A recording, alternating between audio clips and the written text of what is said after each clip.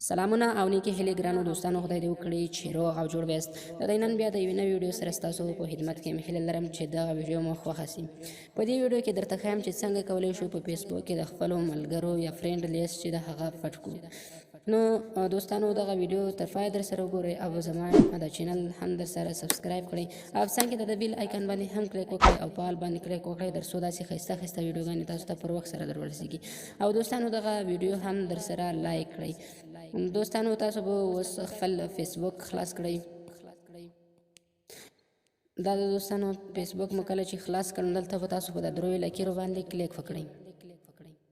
کله چې په دې باندې کلیک وکړم دلته به تاسو لاندې راشئ او سیټینګ اینډ پرایویسي باندې به کلیک وکړئ. دلته به بیا تاسو په سیټینګ باندې کلیک وکړئ. کله چې په سیټینګ باندې کلیک وکړم دلته به تاسو پرایویسي سیټینګ کوم چې د هغه به پیدا کړئ. پرایویسي سیټینګ دغه د دوستانو دغه نه به کلیک وکړئ. کله چې په دې باندې کلیک وکړئ دلته به دوستانو راسئ هو کن سی یور فرینډ لیست دغه باندې به تاسو کلیک وکړئ. کله چې په دې باندې کلیک وکړئ دلته دوستانو تاسو ته درې آپشنې راځي. دوستانو که چیرته تاسو غواړئ چې ستاسو ملګري هیڅوک هم ونه وګوري، یوازې تاسو خپل ملګري وګورئ، نو اونلی می باندې به کلیک وکړئ. کله چې په دې باندې کلیک وکړئ نو دلته به تاسو یوازې خپل ملګري لیدلی شئ، نور به هیڅوک هم ستاسو فرینډ یا ملګري نشي کولی چې ستاسو فرینډ وګوري.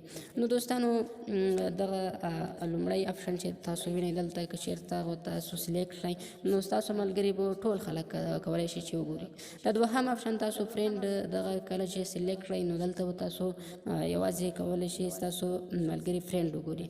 او دریم آپشن کله چې تاسو دوستانو وینئ په دې کې فرینډ څخه بغیر نور خلک به ستاسو ملګري کتلی شي او فرینډ به یې نشي کتلی. او څلورم آپشن چې تاسو وینئ دلته به ځانګړي اشخاص یا کوم چې تاسو غواړئ ستاسو ملګري لیست وګوري نو هغه به تاسو سلیکټ کړئ، نو ستاسو ملګرو لیست به کتلی شي او نور خلک نشي کولی چې ستاسو د ملګرو لیست وګوري.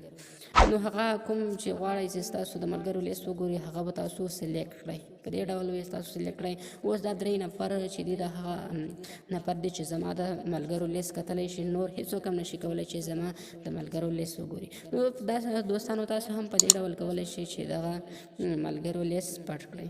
نو دوستانو دغه وه د نن ورځې ویډیو. هیله لرم چې دغه ویډیو مو خوښه شوې. دوستانو دا ویډیو در سره لایک کړئ او نورو دوستانو سره هم شیر کړئ. تر بلې ویډیو پورې د خدای په امان.